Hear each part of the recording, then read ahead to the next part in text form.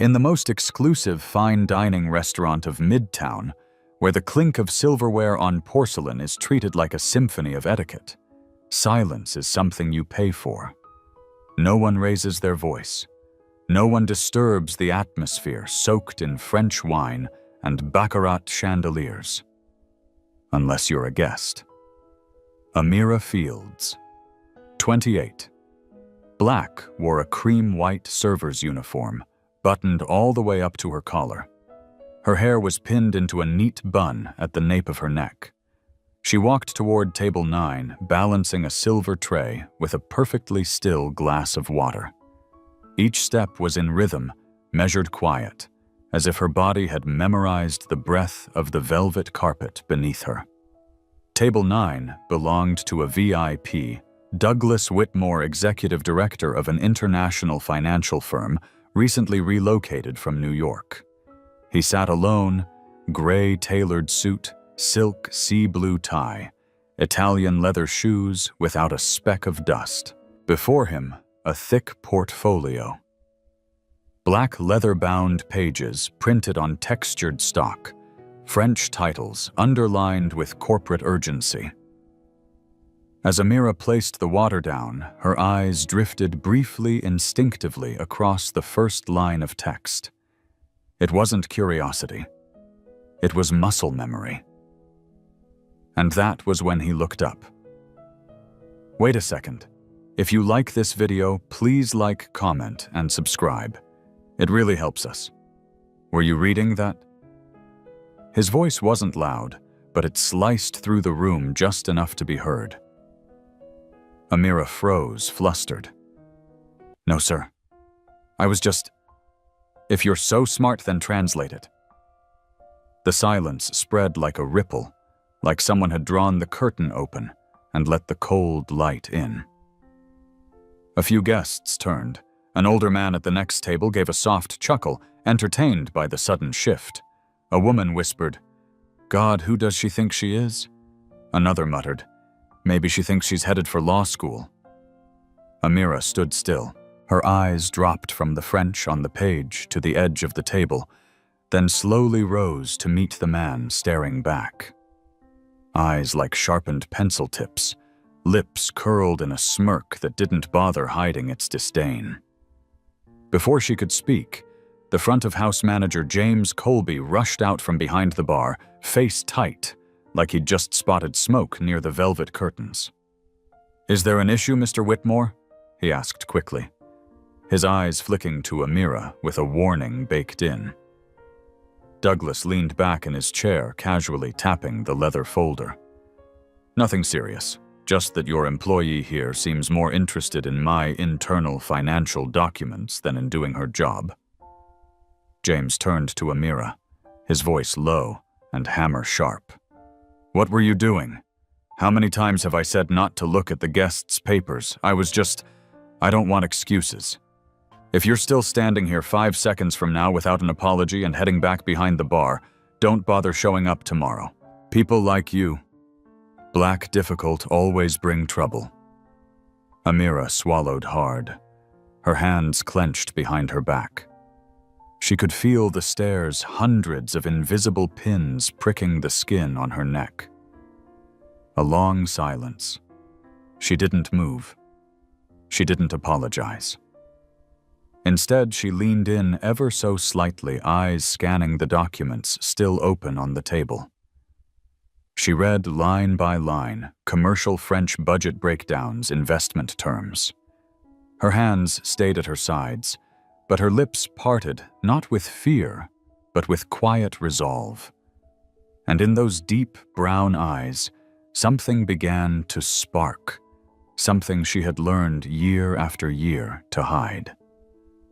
Amira remained still. She didn't look up, didn't look down. The tight twist in her stomach wasn't from hunger. It was a different kind of pain humiliation. The whispers crawled around her like gnats. No shame at all thinks she's some forgotten Harvard genius. A waitress peeking at financial documents typical of black folks trying to act smart. James Colby, the manager, turned back to her. He'd let go of his reservation ledger, but not the scorn in his voice. "You think this is night school?" The guest asks a question, and you just stand there mute. "Best get out of my sight before I write up your termination tonight." Still, Amira said nothing. Her mind spun partly from hunger she hadn't eaten in over 9 hours, save for a stale piece of bread, partly from fatigue. She'd just finished a shift at the bookstore at 3 p.m., then ran here to make the evening shift. She was working 2 jobs over 60 hours a week to pay for her younger brother's medical bills. Derek Dubois, 16, lying in a cardiac care unit. The surgery. At least $30,000. Insurance only covered a fraction. Once she believed things would turn out differently.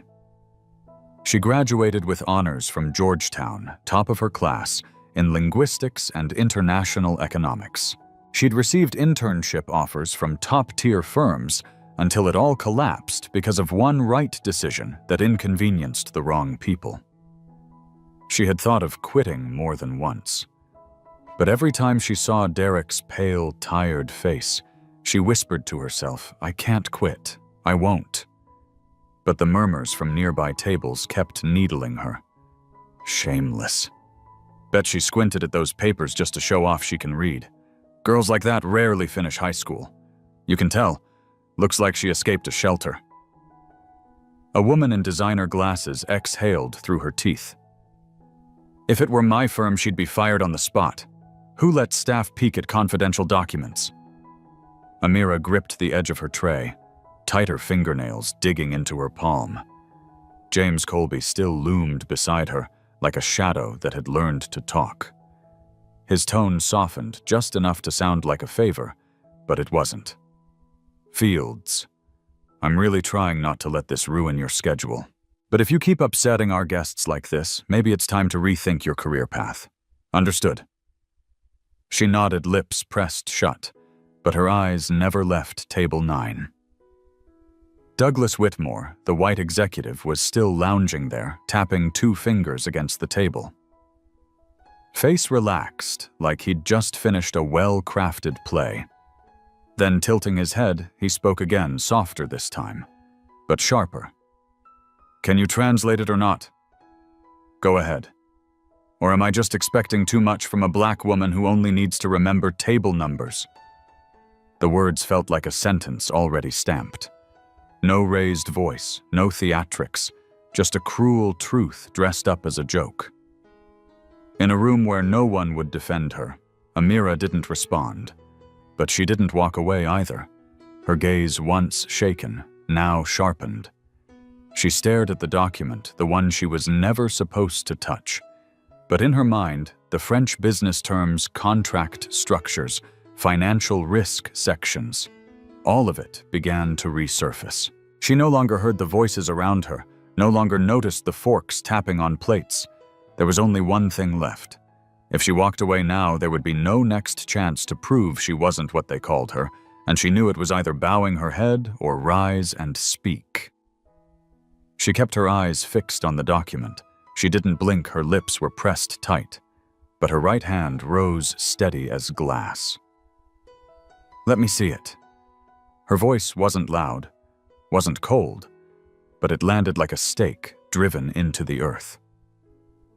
Douglas Whitmore raised an eyebrow. A hint of amusement curled at his lips, like a man indulging a curious trick. "Oh, go ahead then." He slid the folder toward her with 2 fingers, the way one might push a bill across the table to someone clearly unable to pay it. James Colby froze, about to intervene, but stayed quiet. Nearby tables fell silent, no one even breathed too loud. She opened the folder, turned to the 3rd page. Her eyes swept over the bolded French business terms, financial footnotes, quarterly cash flow charts. Then, with flawless pronunciation, she began to read aloud in fluent French 12-month cash flow projection for regional operations in Latin America. If demand dips in Q2, the break-even threshold will fall by 8.5%, threatening net profit margins for distribution units.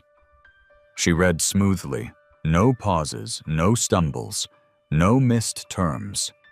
Each word landed clean and sharp like someone who had once lived in Lyon, not just learned from books. A server poked his head out from the kitchen. A couple paused mid-dessert, their spoons hovering. James Colby stared like he'd just seen a cat recite the Constitution. She lifted her head. She didn't smile. She just continued fingertip gliding across the numbers. This budget detail has a discrepancy. Q3 assumes raw material costs will rise by 3%, but the supply chart below maintains a flat rate. If that assumption holds, the July reserve allocation is under by nearly $700,000. Douglas's brow furrowed. She gently closed the folder quietly, cleanly, like shutting a door that had been left open far too long.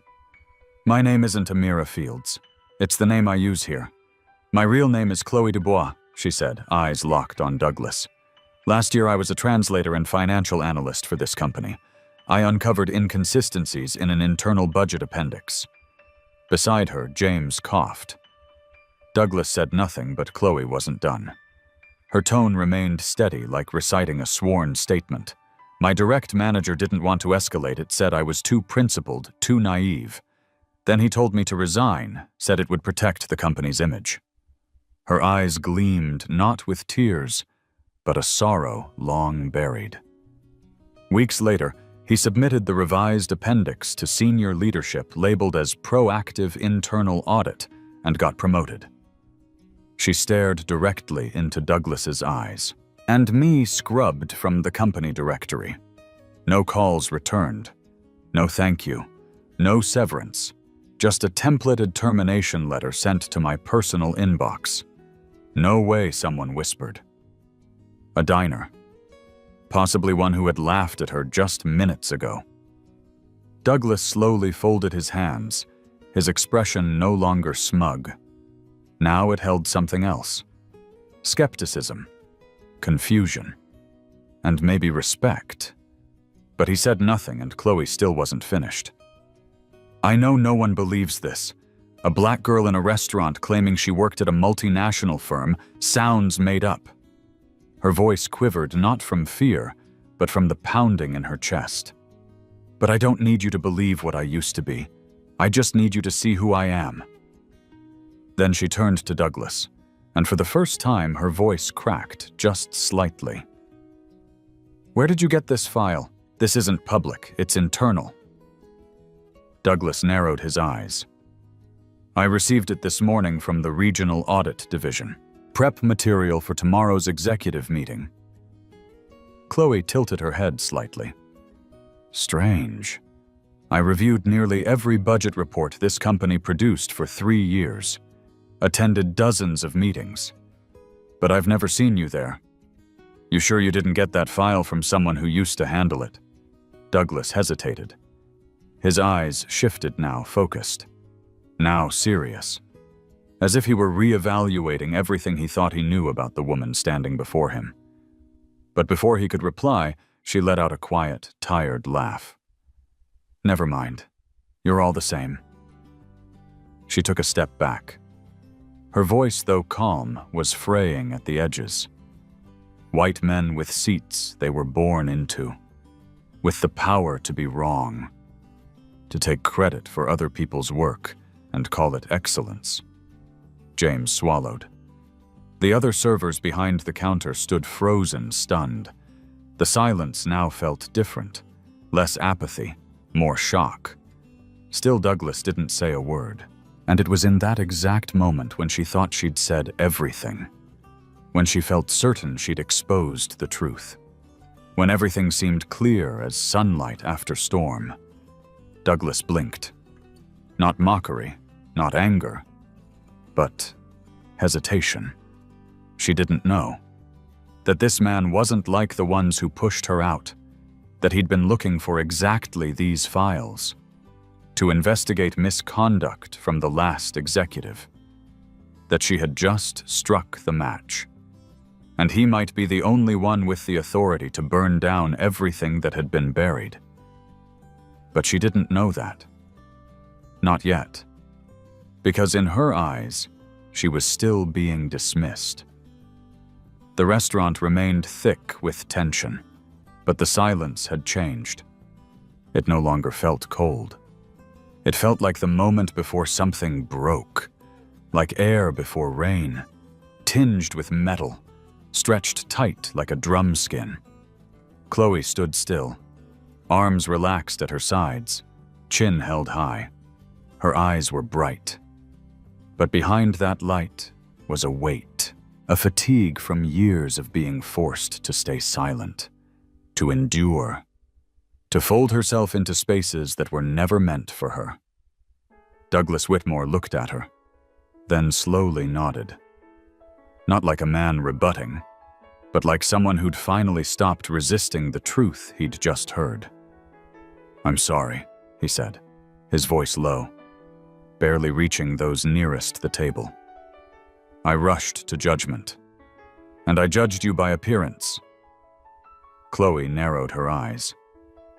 That apology came too fast, too clean. She almost didn't believe her own ears. James Colby's eyes widened. He turned to Douglas in disbelief.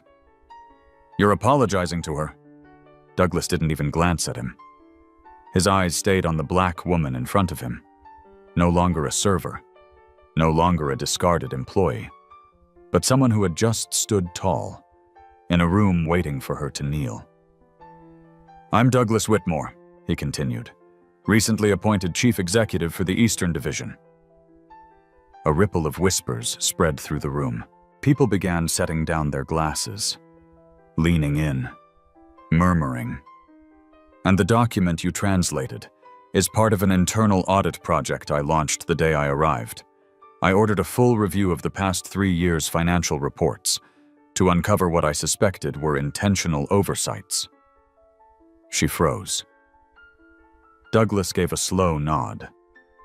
"You didn't recognize me because I'm new, but thanks to you, I now know exactly what I've been looking for."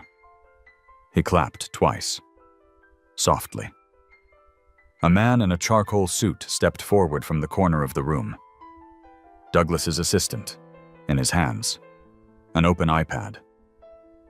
Douglas took it, tapped a few times, and turned the screen toward her. "This is last year's internal report. That digital signature belongs to—" She glanced down. It was her former manager. Douglas nodded again. "He was suspended last week, but we lacked hard proof. Until today." James Colby swallowed hard. Speechless, Douglas turned to him. "And you? As a manager, you stood by while your employee was mocked, humiliated. And rather than protecting her, you joined in. If I hadn't been here today, Ms. Dubois would have been buried again." James stammered. "I was just following house protocol." Douglas shook his head and turned away, then softer back to Chloe. "Ms. Dubois, I can't give you back the years that were stolen, but I can offer you something else." He reached into his pocket, took out a thick business card, and placed it on the table. "This is an invitation to return. As a senior financial analyst, on our regional audit team, I will personally oversee your reinstatement." Chloe was stunned. She didn't even know how to react. But Douglas continued. "Almost as a vow, we need people like you, not just for your knowledge, but for your honesty, your courage. Because in the end, justice doesn't show up on its own. It needs someone to call it by name." Applause broke out, not from the diners, but from the staff, the servers, the very people who had once stood silently as she was belittled. Now the first to stand and clap. 2 weeks later, the headlines came. From humiliated server to welcomed analyst. The rise of Chloe Dubois. Clips from the restaurant.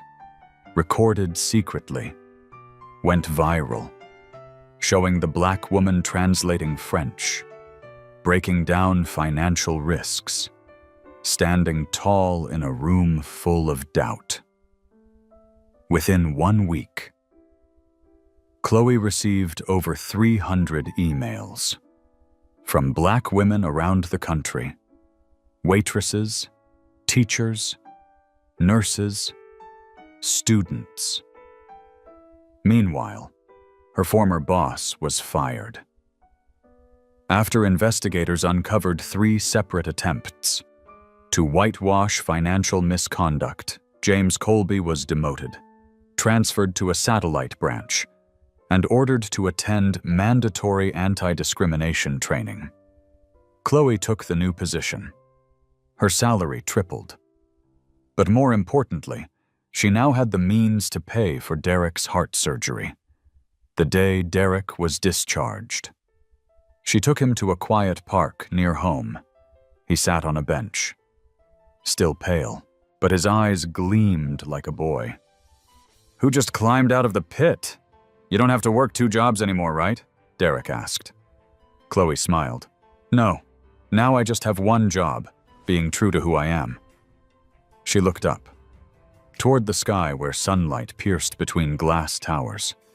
Her hand held his, a hand that had once trembled with exhaustion, once slammed on bills through tears, once been dismissed. That hand was bringing her brother back from the edge of life. One late afternoon, Douglas stopped by Chloe's new office, unannounced. He knocked gently, smiling. "Do you remember what you asked me that day?"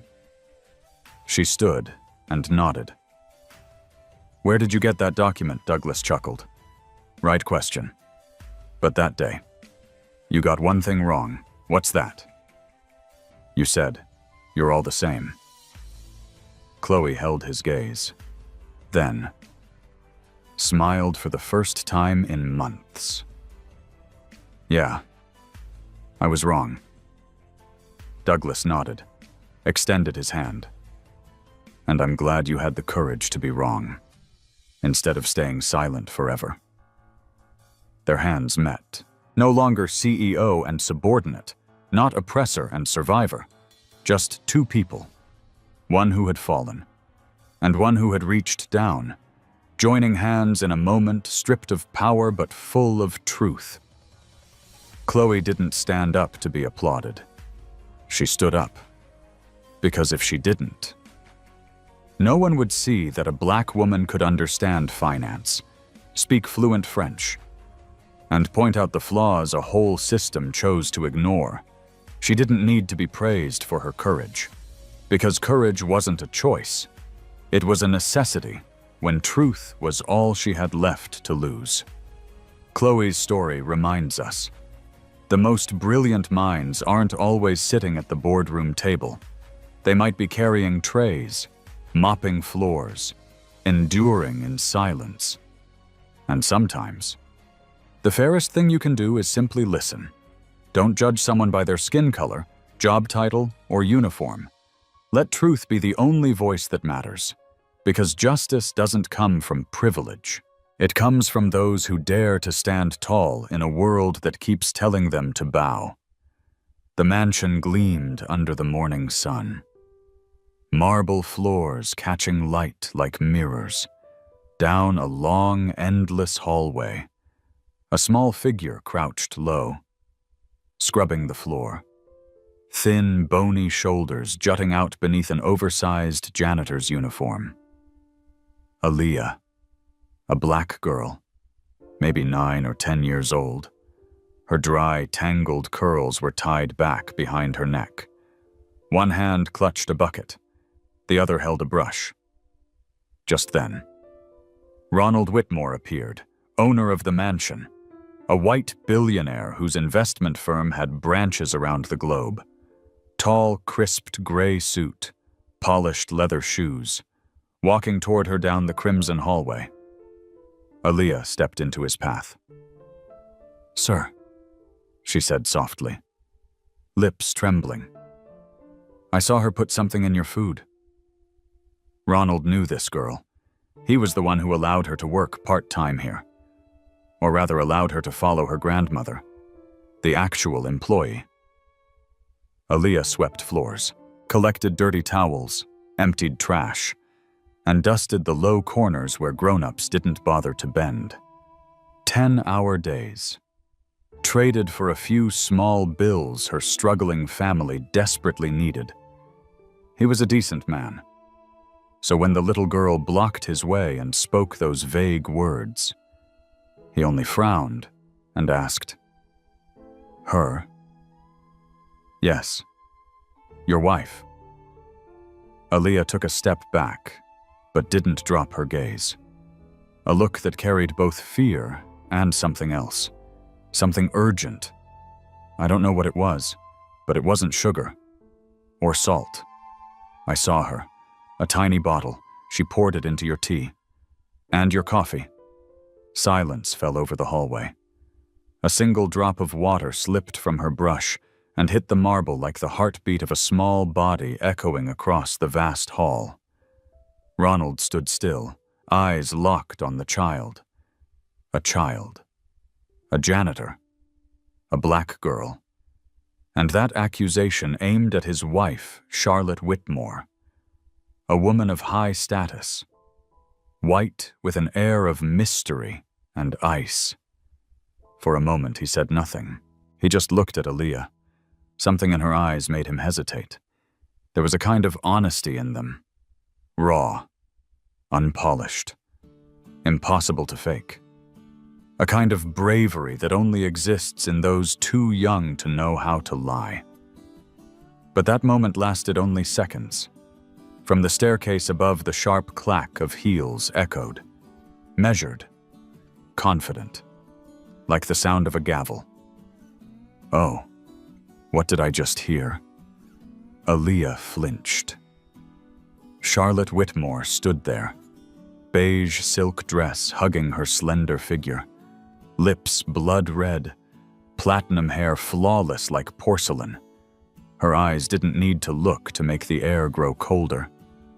She walked down the steps slowly. Each movement slicing the air like a blade. "This filthy little black thing," she said with a venomous calm. "What did she just say to you, Ronald?" Ronald turned to his wife, answering carefully. "She just said, that I poisoned your food," Charlotte cut in. "Marvelous. A cheap little drama from the bottom feeders." She stopped in front of Aaliyah, leaned close, not to whisper but to hiss. "Who do you think you are? You little black rat.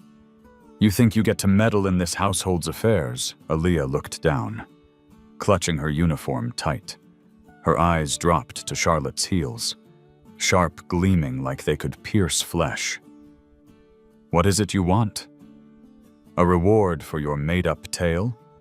Or is it just that low blood instinct always jealous of the white woman? You're nothing but a filthy floor girl. You don't speak to my husband. Got that?" Her voice tore through the hallway like glass. Aaliyah trembled like a leaf in a storm. But her eyes, they held no lie, only a dimming light. Ronald watched, and then he spoke again.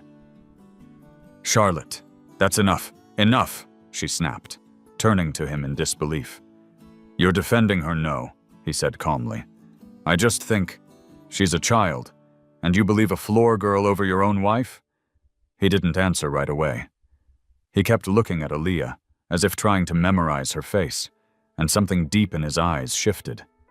A child, a whisper. A seed of truth had just been planted. Aaliyah knew she wasn't like other kids. While children her age carried backpacks to school, she carried buckets and rags alongside her frail grandmother, scrubbing the homes of the wealthy from sunrise to dusk, just to earn enough for her grandparents to afford treatment for the very illness she bore. Bone marrow failure. It made her dizzy. Her hands and feet cold like ice. Sometimes she had to lean against walls just to stay upright. But Aaliyah never complained. Her grandmother had taught her one thing. We're poor, but we don't get to be weak. The Whitmore estate was the first place she ever saw a floor so polished it reflected her crouched figure back at her. And the first place she truly felt afraid. After the day she spoke up. After daring to say she saw something added to the master's food. Her world flipped upside down. Charlotte didn't fire her outright. But the punishment began in silence, creeping into every small moment. Her lunch, an old container placed quietly on a folding table beside the laundry room, was often accidentally dumped into the trash. The stench of filthy poor kids makes me sick. Charlotte would sneer as she tossed the food away, her eyes flat and cold, as if throwing out garbage, not a sick child's only meal. Her cleaning tools began to vanish. Brushes disappeared. The bucket leaked from a tiny puncture. Her gloves were sliced at the bottom. So each time she scrubbed toilets, foul water soaked her cracked palms. "Did I do something wrong?" Grandma Aaliyah once asked. Eyes rimmed red. "No, baby." Her grandmother sighed. "Bad people don't need a reason to hate you." Still, Aaliyah endured, because she knew she told the truth. She had seen Charlotte tip something clear and strange into Ronald's coffee. But no one believes a little black janitor girl. The more she spoke, the more they saw her as rude. Lying. Mouthy child, they'd say. No one believed her. Except, maybe Ronald. Every afternoon, when sunlight poured through the library windows, he would call out, "Aaliyah, are you tired? Come read with me for a bit." The library felt like another world. Wooden walls, red velvet chairs, the smell of old books and peppermint tea. Aaliyah would curl into a corner chair, flipping through children's books in silence. Ronald often sat quietly sipping tea. Now and then he'd ask, "Have you read Charlotte's Web? Or maybe The Little Prince?" And for the first time, Aaliyah felt like a real child. Once, he even lifted her up so she could reach the shelf herself, something no one had ever done for her, something she'd never dared to imagine. Charlotte didn't hide her contempt. "You're spoiling her, Ronald," she snapped one day, finding them in the library. "I don't want that dirty little thing in our private space." "She hasn't done anything wrong," he said calmly.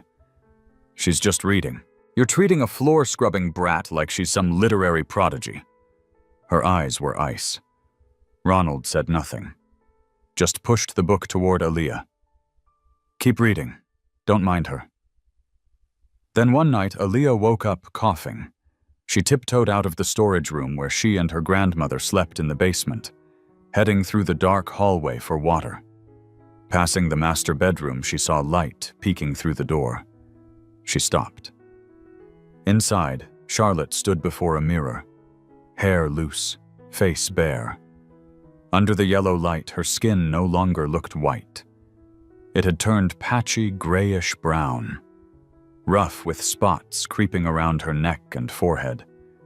She was injecting something into her arm, a pearlescent liquid from a tiny vial. Aaliyah held her breath. She didn't fully understand, but something in her gut told her. It wasn't medicine. It was something meant to change her. The next morning, Aaliyah couldn't keep it in anymore. "Sir," she whispered to Ronald in the library. "I saw her inject something. Her skin went dark, then light again." Ronald frowned. "Are you sure?" Aaliyah nodded. He said nothing more. Only picked up his phone and ordered his assistant to collect any used vials from Charlotte's private bathroom. 3 days later, he sat across from Aaliyah. His face looked like it had weathered a storm. "You were right." He set an empty vial on the table, its label nearly scraped off. Independent lab results confirmed it was a synthetic serum chemically designed to alter melanin, the pigment in human skin. "Charlotte may not have always been white," he said, as if struggling to believe his own words. She was a black woman.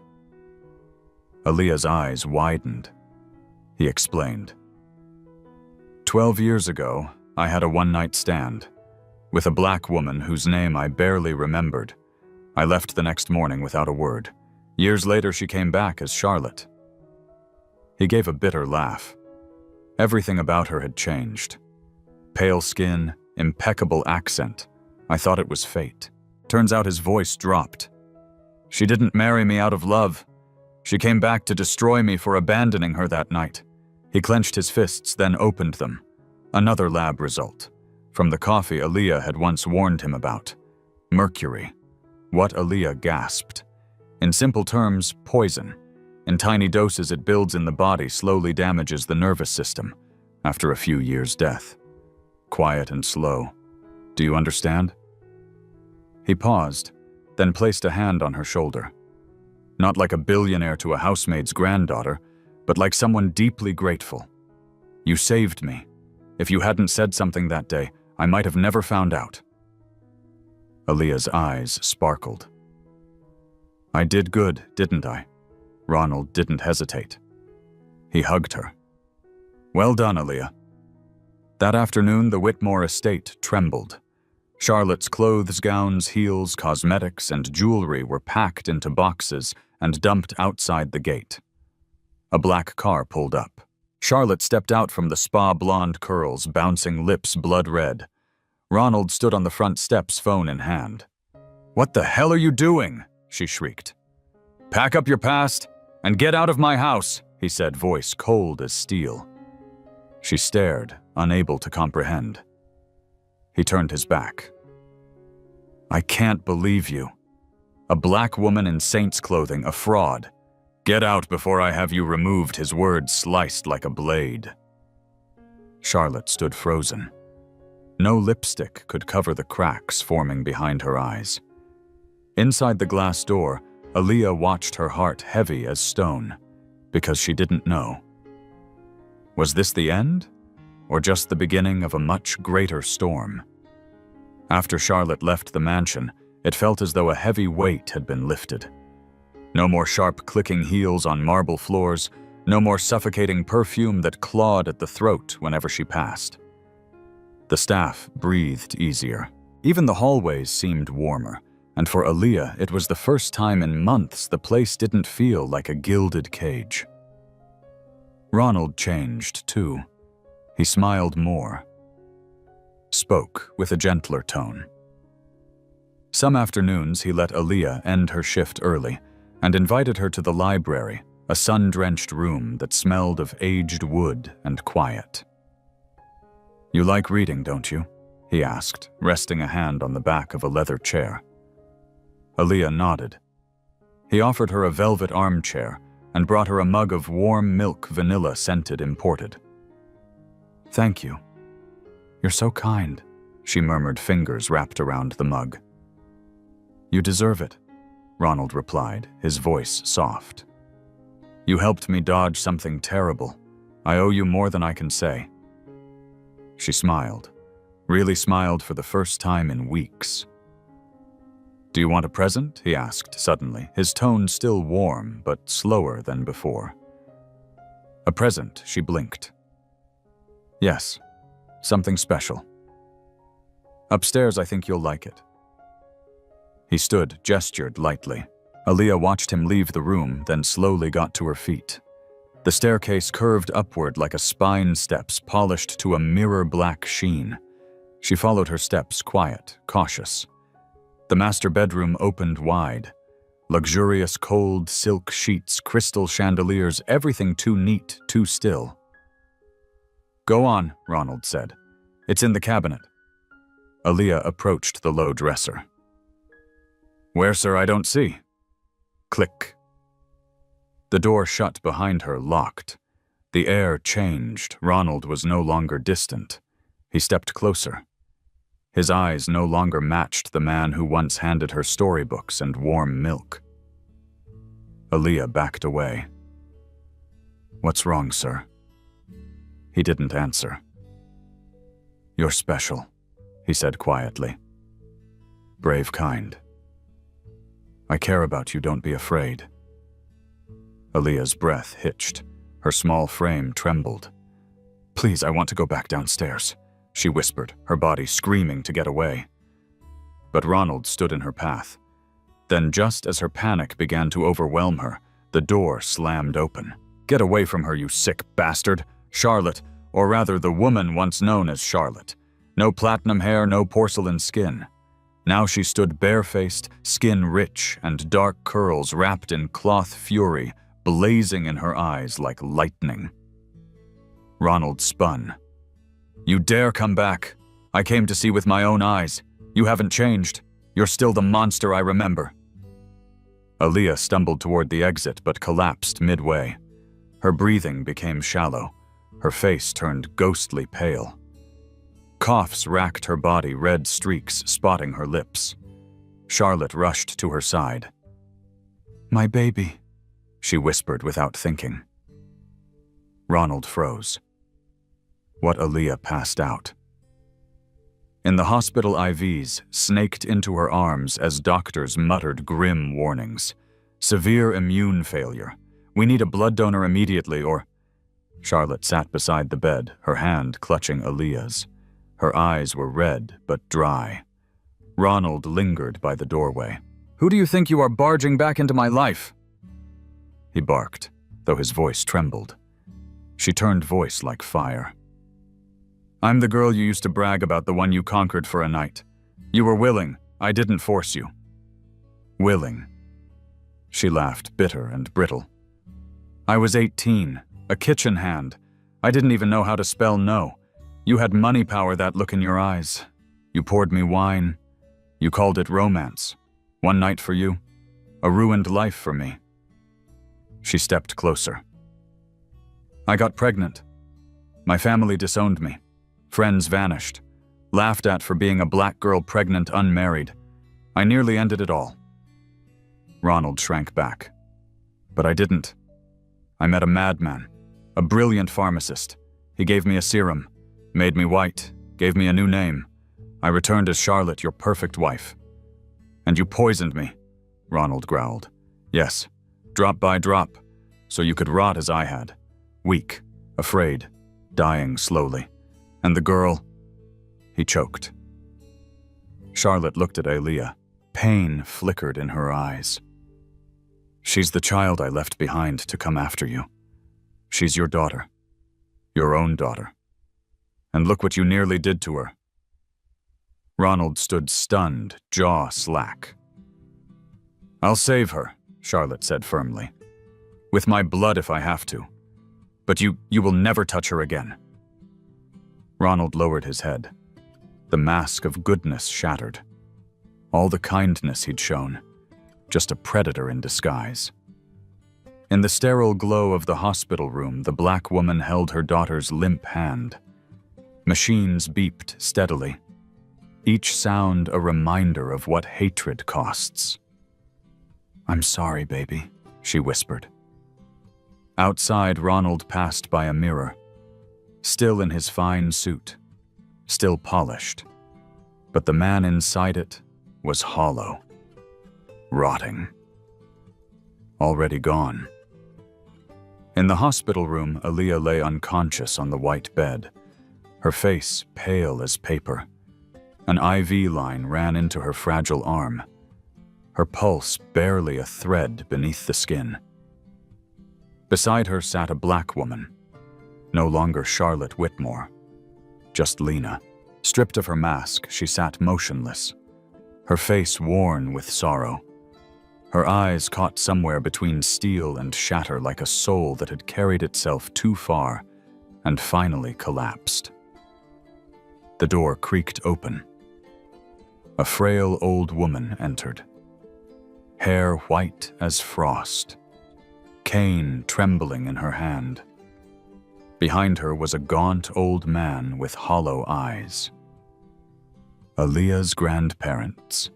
They stopped in their tracks when they saw the woman by the bed. Lena. The grandmother whispered after a stunned pause. It's me, Lena rose to her feet, voice unsteady. The daughter you gave up on. No one spoke for a moment. The old couple's eyes glistened. 10 years of silence cracked open. They remembered the day she came home. Pregnant, weeping, mocked by neighbors. And the day she left without looking back. "I wasn't brave enough to raise her," Lena said, head bowed. "I gave birth and left her at your door. Then I disappeared. I'm sorry. I hated my skin. I hated everything I was. I didn't want her to look like me. Didn't want any trace of the man who ruined me. I thought if I kept her, I'd never be able to carry out what I needed to do." She sank lower. "I was wrong. So wrong." Just then the doctor entered. "Urgent. Her blood type is extremely rare. We've exhausted our supply. Without a direct match from a relative, we could lose her." Lena didn't hesitate. "Take mine. I'm her mother." The transfusion lasted over 2 hours. When the final bag emptied, the first flicker of life returned. Aaliyah's fingers twitched.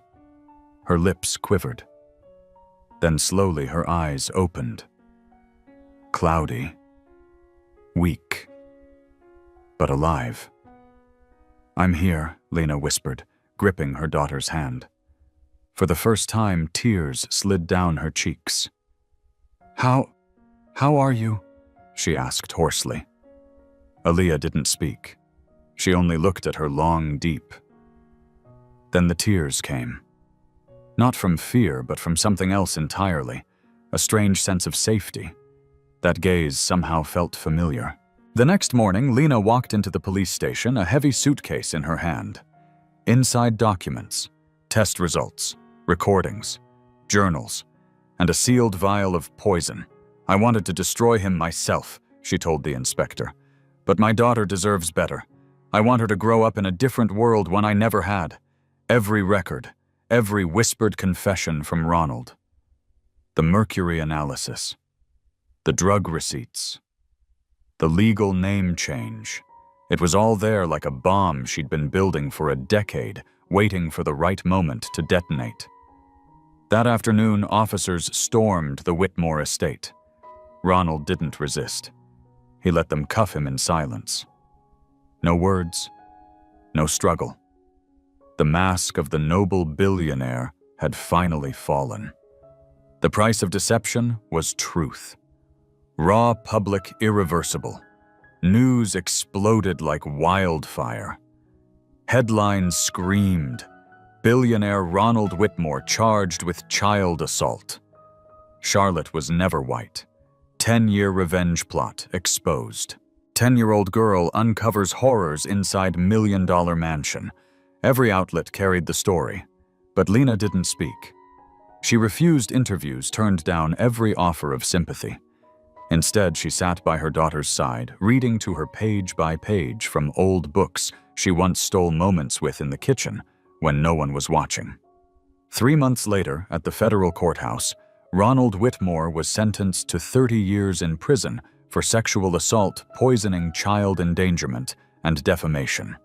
Lena, once known as Charlotte, was cleared of charges. Her actions were deemed defensive, her case classified as a rare file, the reclaiming of dignity, the rebirth of a soul through fire.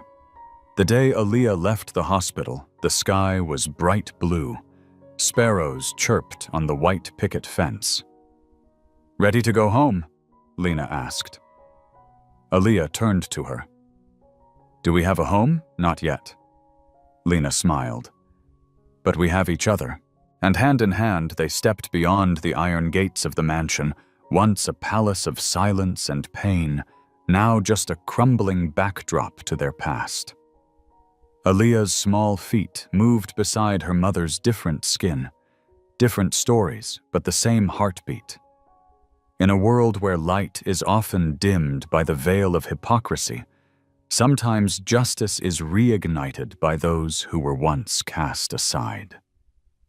This story doesn't just expose the rot hidden behind power and prestige. It traces the journey of a mother who once lost herself, but found the courage to return to save the child born into her darkest night. And above all, it reminds us justice doesn't only live in the courtroom. It lives in courage, in a child who dared to speak the truth, and in a mother who faced her past to begin again in the very skin she once tried to erase. The mansion stood like a sleeping castle in the quiet garden. Naomi Clark, a petite black woman in her 20s, had just started her new full-time housekeeping job there. Raised in an orphanage, she never imagined she'd walk through the gates of silk and power, that afternoon assigned to clean the third-floor library. For the first time, Naomi stepped into a room lined with books and dappled in golden light.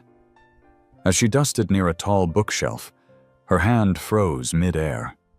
Hanging on the wall was an old photograph of a little black girl beaming in a field of grass. Naomi's heart stuttered. Her hand trembled. It was her 6 years old. She walked closer, fingertips brushing the edge of the frame, eyes widening in disbelief. She knew that face knew it, like the reflection she saw during those early years at the orphanage. The only photos she had were poor scans printed from missing person files. "That's me, Naomi," whispered voice, almost breaking. A soft cough broke the silence behind her. She turned. A white man stood at the doorway in his 50s, hair silver and trimmed jaw, square eyes, a deep gray blue like a winter lake.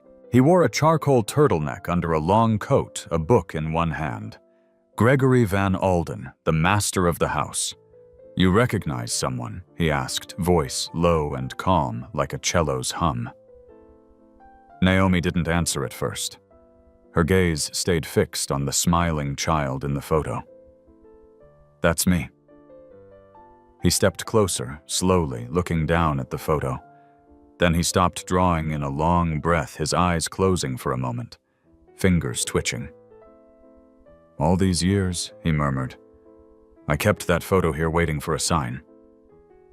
Naomi blinked. "What do you mean?" Gregory swallowed hard, his voice roughening. "The girl in the picture, she's my daughter. She disappeared when she was 6. Her mother died in a car crash." The vehicle flipped. "I only found my wife's body. Police said my daughter was likely swept away by the current near the crash site. I searched. I waited for anything." He paused, eyes searching hers. "And now here you are. You look just like her. Even the scar behind your left ear. Am I right?" Naomi stepped back, her hand instinctively reaching up behind her ear. Gregory stepped forward, gently placing his hand on her shoulder, his voice trembling. "It's you, isn't it, my daughter?" She stood frozen. Naomi had never known who her parents were, but now this man, a billionaire, was telling her she was his long-lost child, that the photo wasn't a coincidence, that this moment wasn't a dream. It was memory come to life. Gregory dropped to his knees in front of her, too overwhelmed to remain standing. "My little girl, you've come home." Naomi couldn't speak. Her throat tightened like a fist. She didn't know what to believe, whether to cry or run.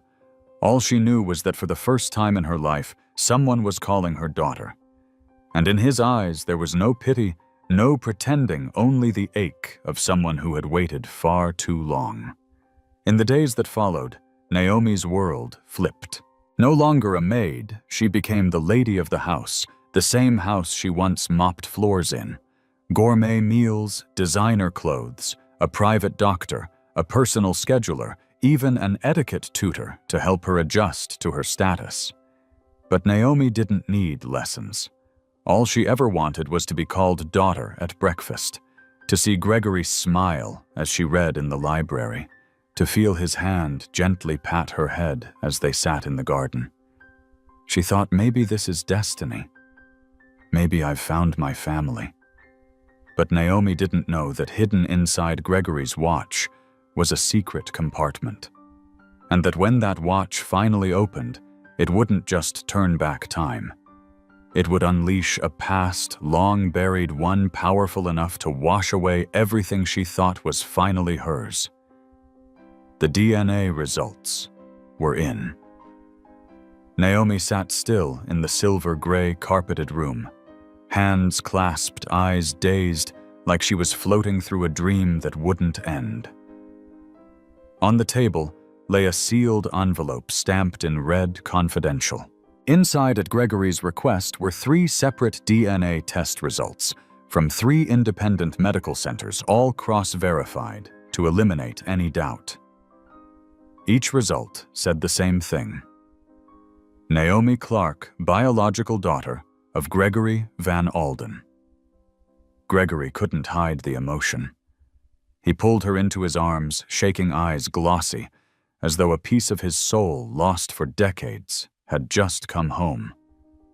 "Since the day I lost you," he whispered, voice hoarse. "I haven't lived a single day without searching. I thought I had nothing left to live for."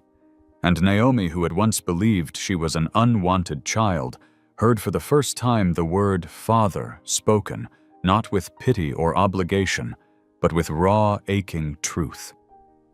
From then on, Naomi's life changed not in some fairy tale kind of way, but in quiet, thoughtful shifts. She was fitted with dresses that complemented her small frame. Meals were prepared with care. Low-oil, iron-rich, immune-boosting. A personal nutritionist began visiting weekly to craft her meal plan. People said she looked like her mother, a black woman, once a little-known freelance artist, remembered only by a few. But her eyes had always held the soft sadness of early morning fog. Gregory rehung her portrait in the living room, sitting before it every morning before leaving for work. He brought Naomi to her mother's old studio, untouched for years.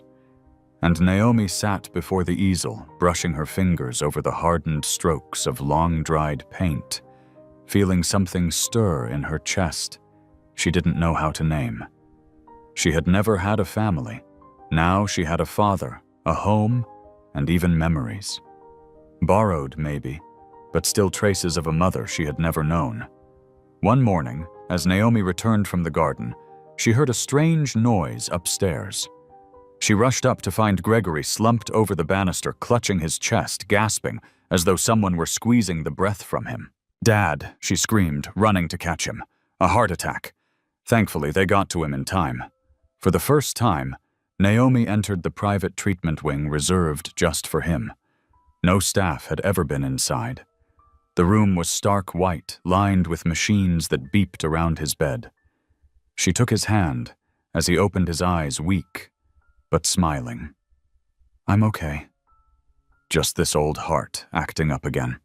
The doctor didn't sugarcoat it. His heart was replaced almost 20 years ago. Even the best grafts only last that long. "We're at the limit," Naomi's voice cracked. "Is there anything at all that can save him?" Another transplant. But finding a second compatible heart is extremely unlikely, and with his history, Gregory waved the doctor off. "Don't talk like that in front of her. Enough." He turned to Naomi, gripping her hand tightly. "I'm not afraid of dying. The only thing I ever prayed for was to hold my daughter again before I go." Naomi hugged him. No hesitation this time. She had once lived like a weed growing in the cracks. Now she was the only hand this man had left to hold, and she swore she would do anything to keep him alive. Naomi began searching. With Gregory's resources, she contacted hospitals, partnered physicians, and organ donor advocacy groups. She drove for hours to speak to newly registered donors, persuading them to add heart to their donor list. She met with families of brain-dead accident victims, begging them to consider saving a life. But every time it ended the same. A heart. "No. I can't bear the thought of someone taking my child's heart. Sorry. We're not ready. We just can't let go yet. It's not about money. You have to understand. It just feels wrong." Naomi never blamed them. She understood. But each rejection brought her back to the hospital. Watching Gregory's frame grow thinner, his skin pale from lack of oxygen, and each time she felt smaller than before. "I can't lose him again," she whispered to the mirror. "I have to make this work." A week later, the doctor came with news. A car accident victim was being kept alive on machines. Brain dead. But the heart was viable. A match. But the family hadn't consented. Naomi all but fell to her knees. "Please give me the address. I need to speak with them. In person." The doctor hesitated, then finally agreed. Naomi drove herself. No chauffeur. No backup. That day the sky hung heavy with dark clouds, wind slicing through her coat like paper. She was headed to a small northern town where the potential donor was being kept. The highway gave way to a narrow forest road flanked by dense pine trees. And then, a sharp collision from the side. Her car was struck, spinning across the road like a toy, then crash, head-on into the rear of a parked truck. The airbag exploded.